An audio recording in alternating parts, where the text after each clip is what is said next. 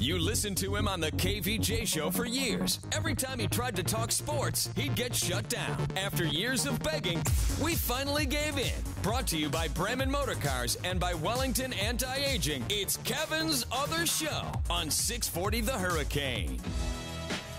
What's up? Happy Monday. Diener is back. Hey, all right. That means Ricky Bobby's out. That's we're not all allowed to be here. I swear it's a three-man show. I swear it is. It's just not very often. Right. How was Disney? Oh, it was really fun, man. Okay. Aside from me getting left behind at Animal Kingdom while my wife and kids were on the bus, other than that, everything was great. What, they just completely ditched you? Just gone. Just gone. How'd that happen? They just had enough of you and you wouldn't leave and they took off? Is that what it was? It's kind of a long story, but long story short, I went on a ride in Pandora at Animal Kingdom. Yeah. It's a really popular one, the one they had to wait for like 2 hours for. Okay. But it had a fast pass. So I got on after the wife went on. Mm-hmm. And it ended up being this really long wait. She's like, I got to go with the kids. They're going crazy. I'm at the bus stop. I'm ready to go. She just had enough. She had was enough. tapping yeah. out. It was pouring rain. I ended up running that's across rough. the park in the rain barefoot. Gosh. Tried to make the bus, and I still didn't make it. Disney is the best of times. It is the worst of times. Can you imagine me just running through the rain Yeah. at night in Disney World? Got to do what you got to do, man. And That's just it. Yeah, I still didn't make it. That's But just when I man, got to suck it up. I was out of shape. I learned that about myself. Yeah. Yeah. You learn a lot about yourself, about your family, about your kids when you go to Disney. It really is. It's very revealing. And sometimes you don't It's always true. like what you find. No, I'm Yeah. very expendable, apparently. Yeah. Disney, believe it or not, it's probably ended many families. It's tough. It happens, though. It's all good. Quick shout out to Serena, Palm Beach Gardens girl. She's back, looks like the fighting form, though she did knock off a chick that was totally unseated today. It's ranked 120th in the world. Hey, a win is a win, right? That's right. So she advances to the quarterfinals of Wimbledon today. She's a 7-time champ there. So, good for her. She's going to, if not win the whole thing, at least make the final. I'm just going to say it right now. Yeah, nothing would surprise me with her. She's that good. Yeah, she's fantastic. I think the only thing that would sideline her, I don't think is her. I think it's being a mom. I think this is going to be the only thing that is going to finally sideline Serena Williams in tennis. Because, on Saturday, she tweeted out that she missed her daughter's first steps. And I think that kind of stuff is going to wear at her a lot more than the physicality of playing or the desire to play or the ability to play. I think just being a mom and being going, what am I doing? I've got 23 Grand Slams. Right. I mean, no one is going to come close to this, ever. She gets one or two more, I think she's done. It would be that pretty reason. cool. No, it's a great point because, yeah, you don't want to miss those things. If she already has all these records, she has the most of this and the most of that. Yeah. If you win Wimbledon, that would be a good time to say, all right, I'm done. Or maybe after the U.S. Open, because that's the last. I think Grand two more Slam. Grand Slams, and she'll feel okay, I've got a little bit of a cushion. I got Right. this thing. It's it's good. I'm ready to take a trip to Disney, There you go. get left behind. Just don't leave Serena behind. I swear. Gosh, did you watch any of the World Cup? They're down to the Final Four now. I can't wait, man. I love this stuff. We talk about Philadelphia fans and stuff like that, but I'm telling you, honestly, soccer fans are 10 times crazier Yes. than any NFL fan. I Yep. mean, it's insane. Did you see where they stormed an IKEA? It was was that in England where that one went down? Yeah, things got a little crazy there. I just saw a lot of stuff on social media. I'm like, oh man, these people are freaking nuts. They're all crazy. I mean, you had the storming of the IKEA, and then you also had. Did you see the Brazilian soccer team when they came back? Because they lost to the World Cup and they weren't happy. And their bus, they were throwing rocks and eggs at it. No, that's no good, man. I mean, you almost got to wonder, is it worth playing soccer? I mean, yeah, you can make a ton of money in some of these countries, but other countries, you come back and they lop off your legs. I mean, it's crazy. You're not kidding. I mean, look, you had stories of the South Korean team after they lost of being forced to do military service now. Yeah, because it's if you do well, we could that 2 years in the military, don't worry about it. You do poorly, you know what? You're going to be in for 20 years. Those are high stakes, man. Right. I mean, forget It's your whole life. forget going through to the next round of the World Cup. Well, they had military service at stake. And what are the odds? I mean, the one thing that you keep seeing from the World Cup every 4 years is that your odds of repeating or doing well are slim to nil. I mean, these are major soccer countries, and still, I mean, like England, who is big into soccer. This is their first World Cup semifinal since 1990. Right.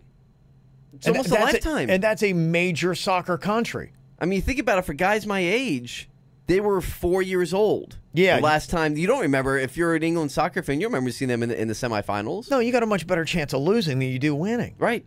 I mean, your reward seems to be a lot less, and your chances of winning are a lot less than your chances of losing. It's, yeah, pretty much. It seems like the other side of this is not, I'd be going, nah, World Cup, I think I'm going to pass. I'm good. I mean, see, that's what makes it so intense and so passionate for these fans is because, like you said, a soccer-rich nation like England, and this is the first time since 1990, right, in 28 years that they've made it this far, and it's so rare. I mean, it can honestly almost take a lifetime of fandom for you to even have that one moment of excitement to be like, oh my gosh, I'm finally seeing this. I'm finally seeing them in this position. It's kind of like being a Dolphin fan. Well, I wonder what it is because we know in the NFL, if you want to rank jerky fans, you've got Eagles fans are right up there. Of course. Raiders fans are awful people. Yes. But when it comes to World Cup, what are the countries that are the worst? Because actually, you know, Japan looked great. They lose, and they were cleaning up the stadium. They're so polite. So polite. Yeah. Russian fans even look good. They lost to Croatia, and they were pretty awesome to their team. Be like, hey, nice job, guys. You're Brazil. You lose. They rock your bus. Yeah, that's a whole different... The South American teams, there's just a different feel with teams like Argentina and Brazil and Colombia. There's a different type of... There's passion, and then there's like the South American passion.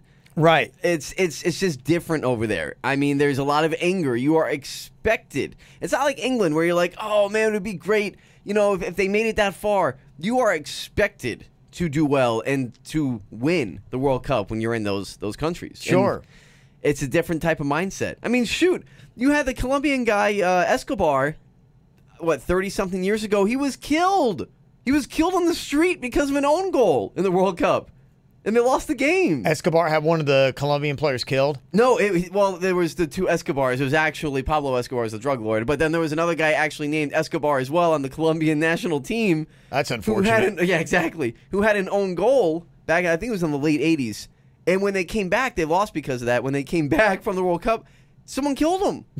They murdered him on the street. He was coming out of a club at night. Yeah. Shot him in the head. Who needs that? It's crazy. Yeah, I don't know if it's really worth it. If I were like a major soccer player and it came World Cup time, they're going, I'm good. You're backing out? I think it would flop and fake one of those injuries like they do during all their matches. I can't play. Speaking of, Neymar with Brazil. Yeah. He's probably one of the best at that. That's for sure. Well, they've finally released the push and what the stadium's going to look like for the Miami soccer team, David Beckham and Jorge Mas. They had a simulation video that we got on our Twitter. If you haven't seen it yet, you can easily go find it. Just go to Kevin's other show. They're going to be calling the whole complex Miami Freedom Village, and it looks like they're taking the entire golf course. It's right there by Miami International, like all of it.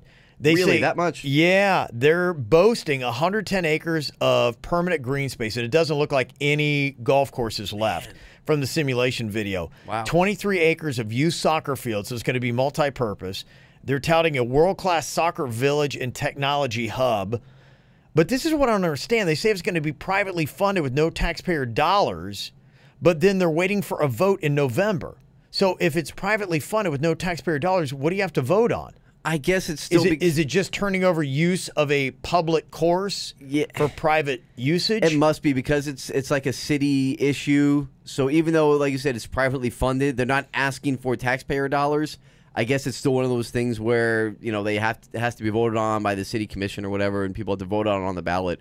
I'm surprised they made it in time, though. I remember reading that they were dragging their feet on this, and they may not make it in time for the ballot, so I'm glad they made it. Yeah, they've got the full plans released on Thursday at a Miami City Commission meeting. I think at that time they'll make the push to try to get on the ballot in November.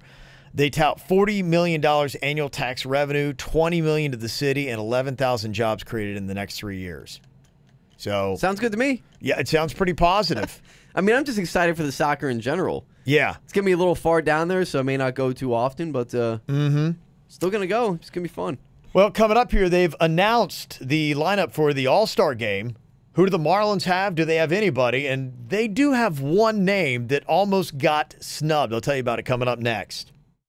Yep, he's here too. It's Kevin's Other Show, right here on 640 The Hurricane.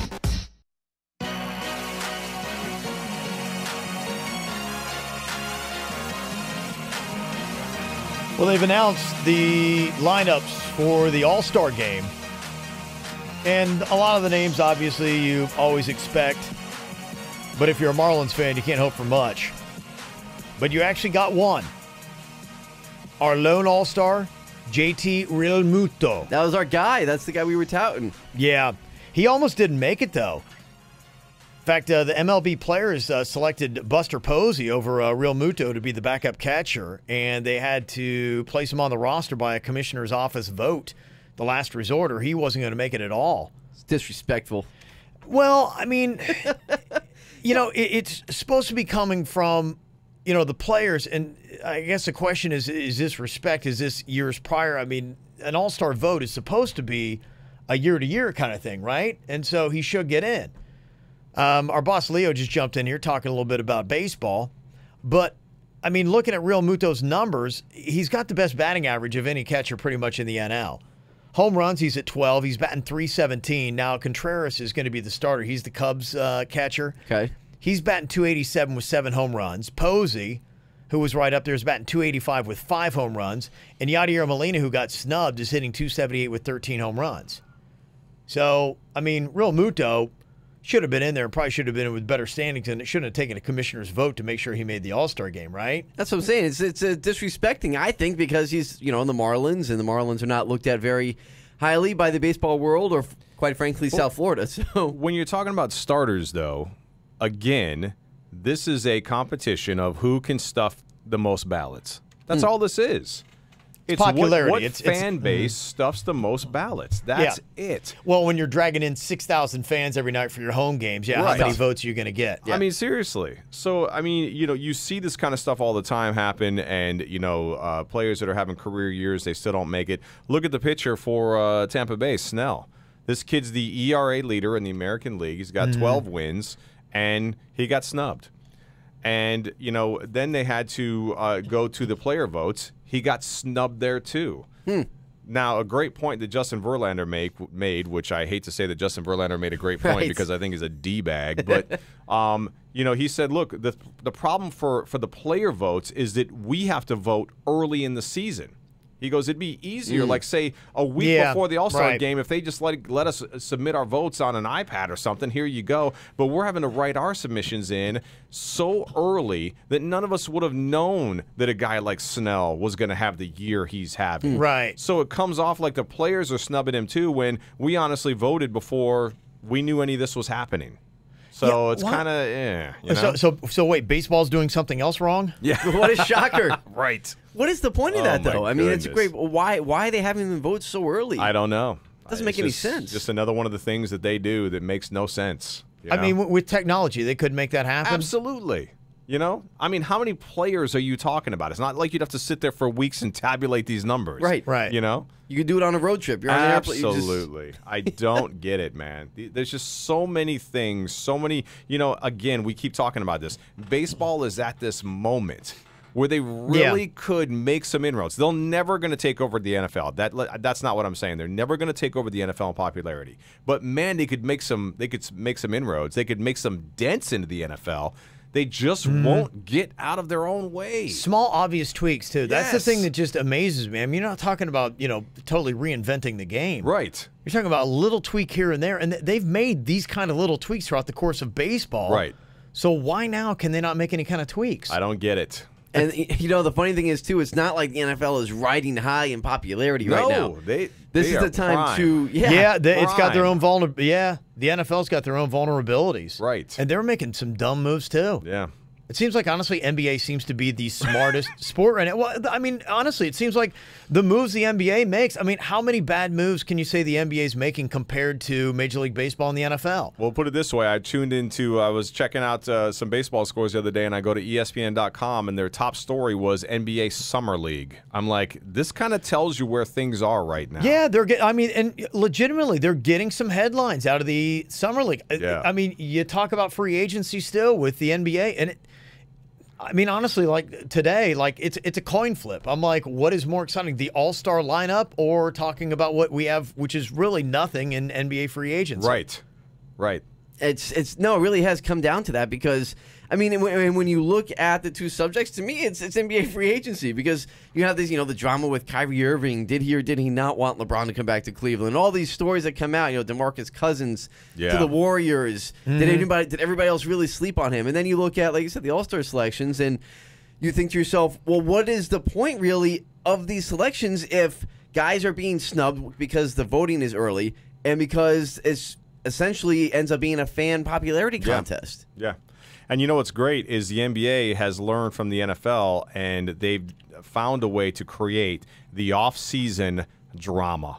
Exactly. So now it's all these things that keep coming out. Oh, Kyrie, did he really like LeBron? Boom, boom, boom. Like, they just keep creating these storylines, and that's really what sucks everybody in.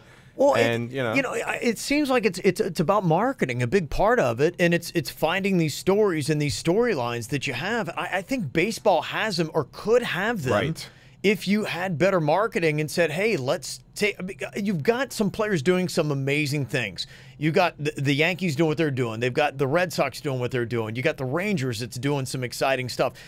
Look at the circus, and here you are with the Marlins. The Marlins were in a circus all weekend long. Now, they're at the beating end of that circus, most of it. Yeah, for the most part. But, I mean, there's fascinating storylines that are happening all over the place. It seems like baseball just keeps missing. It's too long. We keep having this conversation. It's over too and over many again. games. It's like we're sitting here and, you think about a player's mentality. Like, they have a rough game. He's like, well, I don't know. Maybe in the next 161 games, I'll figure it out. I mean, it's such a long season, man. Yeah. And, we've talked about this. We're getting in, and it's not even the All-Star break yet. You've got the trade coming up, and that's going to make it exciting for a while. But I'm telling you, August in baseball is just going to be snooze. It is going to be snooze, man. Yeah.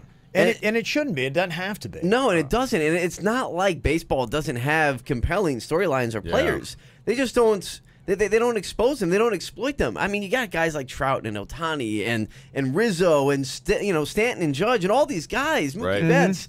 It's like you have guys who are really, really good. Yeah. And have good stories behind them. And for some reason I don't know. Maybe do they need a new marketing department in Major League Baseball? Well, I think they do. I don't think they're telling the stories. I mean, there's so many fun stories. If you know baseball players, these guys are hee-haws. They're partiers. I mean, they go crazy. Right. I mean, and if you kind of exposed and said, "Oh, we're going to let some of the dirt out," people be like, "Oh my gosh." I mean, what other sport has a player that actually threw like almost perfect game on acid? Right. I mean, so true.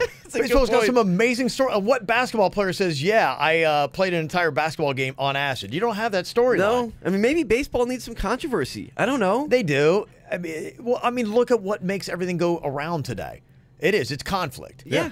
Drama and conflict. And when the Red Sox and Yankees series are the biggest and most watched is when they hate each other and they've had fights. That's it. I mean, they don't want to see They don't want to see the Red Sox and Yankees come out and shake hands with each other after the game's over. They don't want to see that. True. Yeah. So, I mean, we're getting back to that. That's starting to happen. I mean, but a couple years back when the Red Sox had that whole big controversy because they had players during the game going back into the locker room, drinking beer and playing Xbox. I mean, come on. Right. It's good stuff. That's actually funny. I mean, Babe Ruth used to eat a hot dog and have a beer between innings. Almost every game he played his professional 86 career. Mets. Come on. Yeah. Yeah. They were doing a little bit something different than. They did beer and hot everything. dogs. There was sex, drugs, everything happening in that thing. It was like a Def Leppard I concert. was gonna say poison. That's fine. That works too. Just right along the same lines. That does work amazing too. Stuff. Yeah. Well, the Marlins had a very wild weekend, and the Marlins just are taking some serious beatings. They finally won 10-2 yesterday, 8 runs, and they've done that twice. So what a back-and-forth series it was. But, I mean, over the course of the weekend, they got pounded a couple times. And they've lost games this year by, listen to this, 19 runs, 14, 12, 11. They've lost by 9 runs 2 times, 8 runs 3 times, and 7 runs 3 times. Not a good stat line. Yeah, it just was crazy. How good did it feel, though, to beat the Nationals? Finally. Smack them around like that. Yeah, but finally, Yeah. too. After you've just gotten pounded, I mean, a couple of times. And how about this story about this Mark Reynolds? This guy came out of nowhere. Did you see this? This guy on Friday night has a pinch hit walk-off dinger on Friday. Saturday, he goes 5 for 5 with 10 RBIs in that 18-4 game. And then yesterday, he goes 2 for 4 with a double, a walk and a run, and also pitched a third of an inning. I love the call, too. After he pitched that 1/3, I think you actually have it. I love this call. Yeah. It was pretty funny by the announcer here. Ground ball right side, Matt Adams. And Mark Reynolds has a no-hitter. Clever. Very clever. It's a great game. I mean, that's a good storyline right there. That's what I'm saying. And how much did you really hear about that this weekend? You talk about that's a guy who's been on 5 different Major League Baseball teams, and he comes in and makes history and hits 10 RBIs in a game and pitches in one. I mean, It's amazing. it's great. Well, coming up here in just a couple of minutes is the MMA becoming the WWE. Did you see what happened with Brock Lesnar over the weekend? If you Love missed this. that, we got it for you coming up next. You can tell his wife. Just don't tell those other guys. It's Kevin's Other Show on 640 The Hurricane.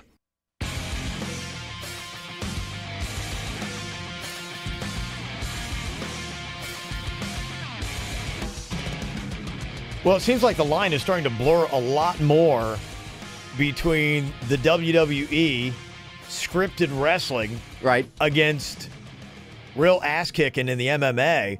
You've got what? I think 3 back and forth now. You've got Brock Lesnar, you've got CM Punk, Right. and Ronda Rousey. Is there any more that are dancing back and forth between both? There's a guy named Bobby Lashley who started off in the WWE like 10, 12 years ago and then made his way. He left, kind of pulled like the Brock Lesnar, went into MMA. Wasn't as big, though, as Brock Lesnar got. He was in more like the other circuits. And now he's back in the WWE. So there's a lot of them. Is what happened on Saturday, is this ultimately good for the MMA, or is this bad as some people are starting to question, okay, wait a minute, am I watching professional wrestling? So good. I mean, Because I'm a wrestling guy, so I love it. but what I think is good about wrestling is the mic time, the smack talking, those kind of like rivalries that are happening. I mean, you know, with everything that happened with what's the Irish guy with that went crazy? Conor McGregor. Conor McGregor. I mean, him attacking a tour bus. Yes. Backstage, now they try to make it sound like, oh, okay, you know, Dana White's like, oh, this is the worst thing. He's suspended, da-da-da. This tarnishes our sport. But, I mean, ultimately for the drama, that's fantastic, right? To have people that are doing this kind of stuff. So MMA could benefit from having the kind of like Mike smack talking that happens in the WWE, but you don't want anybody starting to say, this is rigged. This is scripted. See, that's when it becomes bad, right? Yeah, that's what they need to stay away from. As far as the results, because when you have Cormier winning the title on Saturday night, Yeah. the heavyweight championship, and you don't want people going and saying, okay, well, wait, was it scripted for him to win the title so he can call out Brock Lesnar and they can make a ton of money on this fight? And that's where it starts to get a little bit of the gray area. Yeah, how was this all planned? I mean, Right. what was the talk ahead of time? Is Dana, did it legitimately spontaneously happen? Because it looked like one of those quote-unquote spontaneous wrestling moments. See, right, yeah, in air quotes, spontaneous. Right. I mean, I was waiting for someone to like throw a chair into the octagon and Brock Lesnar to go through a table. Like when I'm watching this, see Daniel Cormier jump from the top rope. I mean, it was that type of environment because the way this all went down, it was late Saturday night. So I mean, a lot of people were watching, but a lot of people didn't see it till Sunday morning too. With Cormier in the heavyweight title fight, all of a sudden you start seeing on Twitter that, oh wait, Brock Lesnar is there? Why is Brock Lesnar and he's sitting next to Dana White in the audience? Seemed very convenient, yeah. Yeah, very convenient. Like, how did this not just happen? And like Dana White's at least like going, hey, man, and, you know. And during the match on Twitter, you had reporters saying Daniel Cormier and Brock Lesnar have already agreed to fight in November or January by the latest at Madison Square Garden. The match wasn't even over yet. And okay, so if he had, I mean, was he that overwhelming of a favorite to win? No. Okay. No, not at all. So then what do you do if your marquee match has just been tainted by your guy Cormier just losing the fight? if he lost that fight, There's really not a lot of hype going into, even though Brock Lesnar's going to be switching back over again. right? I mean, he's still in WWE. He's still under contract at WWE. He's supposed to fight next month in SummerSlam in the August pay-per-view. So I don't know how they're doing this. Like, is Vince McMahon part of this? Is he part of the plan? Is he getting some type of piece of the pie with Dana White? Right. How's the contract work? Because, I mean, you can obviously get legitimately hurt in either Sure. one. Sure. So what happens if you sustain an injury in SummerSlam and now you can't fight Cormier? Yeah, it's true. Well, this sounds like, I mean, honestly, if you played this like right next to Brock Lesnar, you have no idea what this is, UFC or MMA. In fact, this could be a future game, UFC or MMA. I like it. Brock Lesnar, get your ass in here! Let me tell you something. I walked into this building and watched the heavyweight disasters from the beginning. Nagano's a piece of Miocic's a piece of DC, I'm coming for you. Yeah, we had to bleep that whole part out. Right. I mean, he went for it. I got to admit, the smack talking is a lot better in UFC. I love it a lot more than the MMA that, is the WWE that's kid friendly. Right, yeah, you can't curse. You can't say the things that he said Right. in WWE. UFC, you let it fly. That's right. And he did. So is this good ultimately for UFC to have this kind of like ring talk, this kind of smack talk? I think it's great. Yeah. I do, because, look, we're talking about it, right? But can you get both? Can you have this kind of legit animosity and smack talking happening without scripting your fights and the outcomes? See, that's the gray area. I'm not sure, because I'm also seeing reports that Cormier and Lesnar have actually been friends for a long time. And he actually said it when Cormier came out after he won the match. He's like, I've known this guy for a long time. I never thought I'd be able to fight him. But Brock Lesnar, get in here. He said, I've known this guy for a long time. So is something Dana White's doing, saying, hey, look, let's have legit fights where you go in there, but your next opponent, man, it's got to be a show. Right. We're finding out this is what creates interest. And, we got to have marquee, look at what Conor McGregor has done. You got to have household names to get people interested to watch. You're not going to be a household name if you're not bringing the drama that's going to be happening and getting the headlines. Smart. What happens in the octagon is not enough to give you a headline that's going to make you mainstream Absolutely. America. You need that backstory. You need that drama. It goes back to what we were talking about with baseball in the last segment. Okay. This is what baseball does not It's do. a tough dance, though. It's a tough I know. dance between trying to get both and then people going, oh, that's so scripted. See, that part I absolutely believe was scripted. I mean, you're creating the drama. If you watch the clip, Brock Lesnar is literally waiting by the door of the octagon, waiting to walk Yeah. in, like he's waiting for his cue. But it doesn't bother you if that part's scripted, right? As No. long as you really genuinely feel that the fights are legit. Yes, the fights have to be legit, because if it's not, then it is WWE. Right. Because then it's like, okay, wait, did they script Cormier to win the title just so he can call out Brock Lesnar and have this super fight in Madison Square Garden sometime later this year or early next year? And that's another question, too. How long does Lesnar have to wait with this drug suspension? Right. We don't know yet. Okay. It's crazy. Personally, I love it. I think it's incredibly smart. I think it's good for both. I think it's great. I mean, if WWE and UFC, if both of them can kind of prop each other up and legitimately you have it. But I mean, as it is right now, you've got CM Punk that just gets his ass kicked every time he steps into UFC, and that's not been. And I think Ronda Rousey, same thing. I think if she went back, Lesnar's probably about the only legit person you can say that is successful in both. Oh no, I mean, to Lesnar's credit, he is an absolute freak of nature. Yeah. I mean, he can go back and forth, and he can step into an actual wrestling ring, Yeah. and beat the crap out of these guys and win the heavyweight championship, which he might do if him and Cormier actually end up fighting. He might actually be heavyweight champion again. I've heard that Brock Lesnar is kind of an a-hole. Oh, absolutely. That when he is like doing a UFC fight, he has to have his own dressing room. He has to be away from everybody else. No one is allowed to go talk to him. He doesn't talk to anybody else, doesn't mix mingle, and he's not a friend of UFC fighters. No, what you see with Brock Lesnar is not a character. Okay. Yeah, he's actually very hard to deal with, and people do not like him. So what makes him the a-hole, the man or the haircut? Because I mean, how many a-holes have that haircut? It's true. It kind of is an a-hole haircut, right? Yeah, real or fake on this, too. I can't tell because I was reading the story. I'm like going, okay, maybe I'm kind of interested. But then I read another one saying, I don't know. I think this is fake news. There's apparently a $10 million match, winner take all. They're calling it a death match, which is funny to ascribe that to golf. Right. Tiger Woods, Phil Mickelson with $10 million on the line. Now, are they trying to get sponsors to lay down the money, or are they legitimately going to take $10 million out of their pockets? And does that hurt anybody if you do? That's what I'm wondering. Is this because I'm like totally down for this if this is real? I mean, I am in front of my television watching this death match. Yeah, but I kind of care, but I'd care a lot more if it was 2007. I mean, as it is they're now, still big names, though. Yeah, they are. And they had that rivalry. I know they're friends now, but yeah. I agree, though. If they each put up $5 million, that would be pretty cool to see. No idea when it's going to happen. Golf.com said it almost happened last week, but they couldn't get together in time. So is it going to legitimately happen? Is it going to be legit, or is it just fake news? Is it another chapter out of... They need to smack talk like Brock Lesnar. Yes. That's all I'm saying. How great would that be to see Phil and Tiger go back and forth on the mic? Any interest in professional flag football? Michael Vick was quarterback. I checked it out. I'll let you know what I thought coming up next. Be part of the show on Twitter at 640 The Hurricane, hashtag Kevin's Other Show. I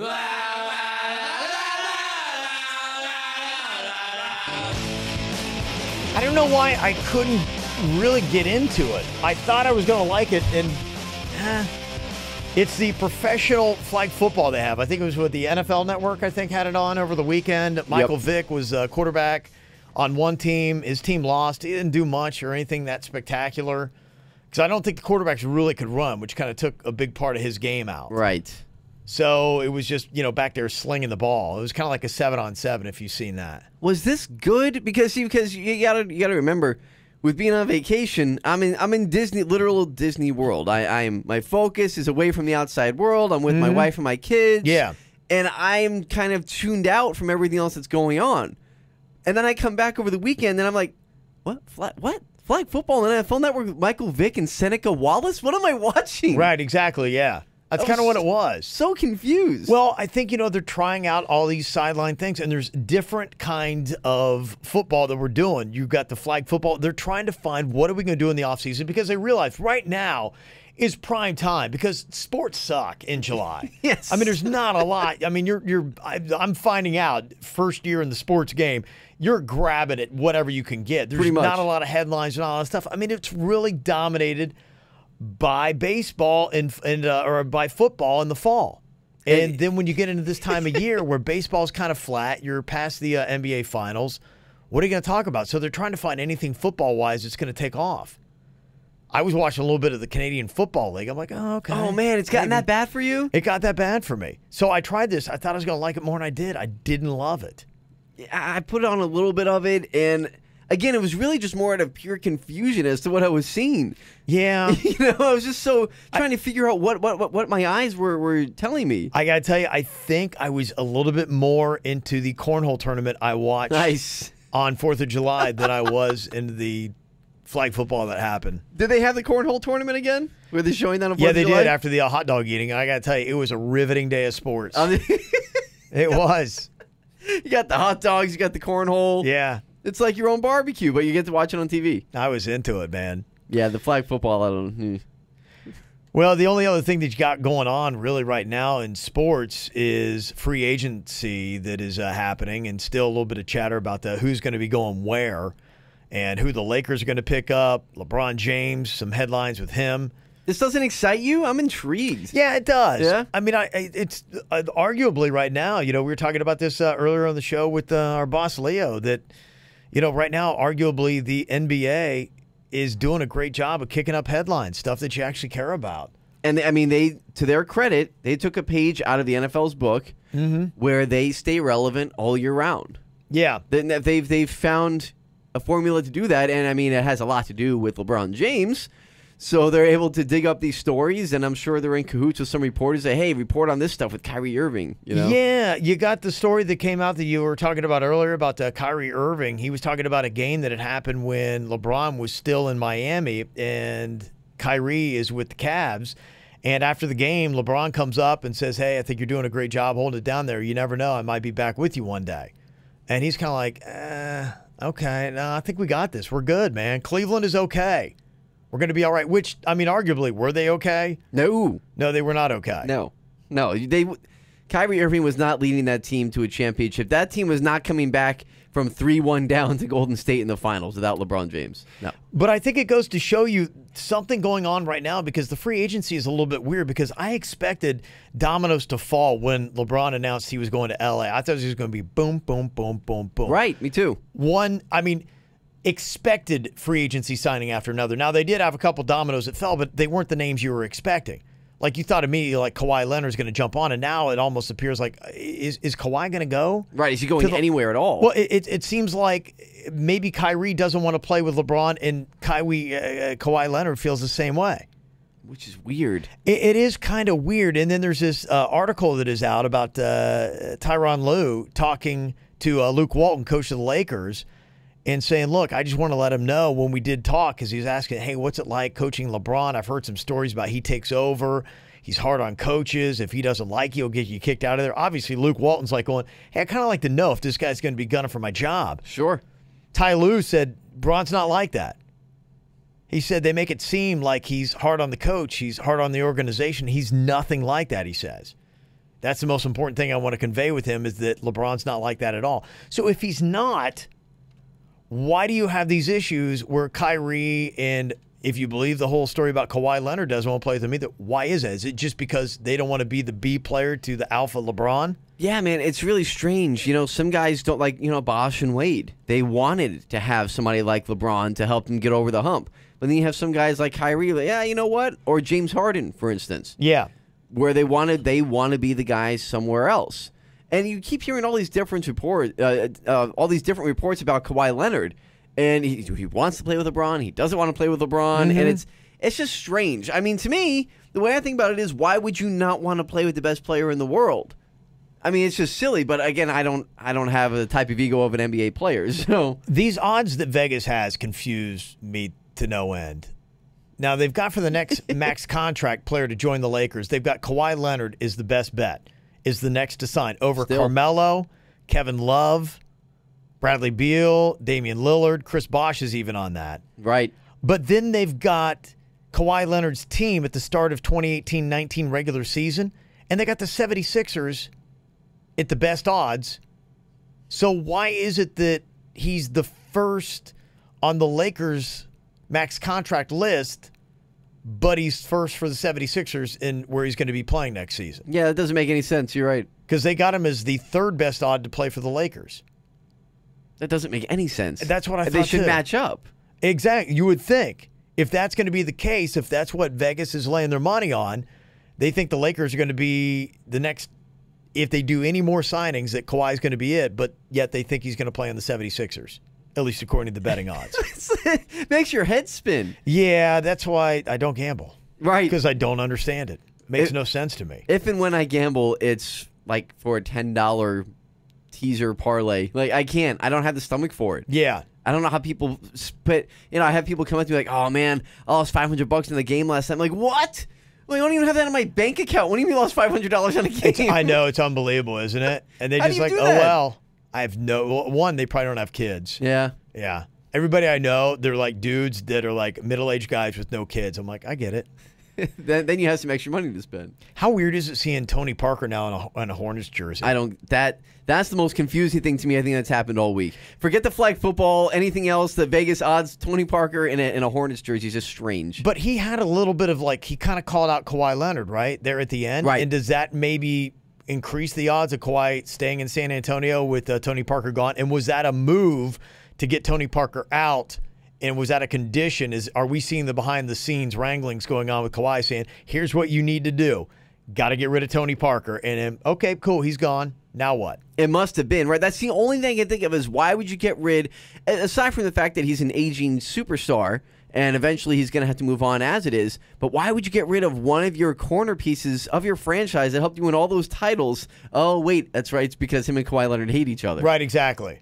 So that leads me to believe that maybe the odds might be flipping in Vegas as to where he's going to go. See, how fun is all this drama? Baseball needs this drama. You're right. It's good stuff. Hey, if you want to check out this show, it's easy to find. Just go on to YouTube, do the search. You got the podcast as well. Just look for Kevin's Other Show. And on Twitter, look at the same name just to find it, Kevin's Other Show. You listened to him on the KVJ show for years. Every time he tried to talk sports, he'd get shut down. After years of begging, we finally gave in. Brought to you by Wellington Anti-Aging. Low T? Go to wellingtonantiaging.com. And by Bremen Motor Cars in West Palm Beach. A world-class experience. Shop BremenPorsche.com now. It's Kevin's Other Show on 640 The Hurricane.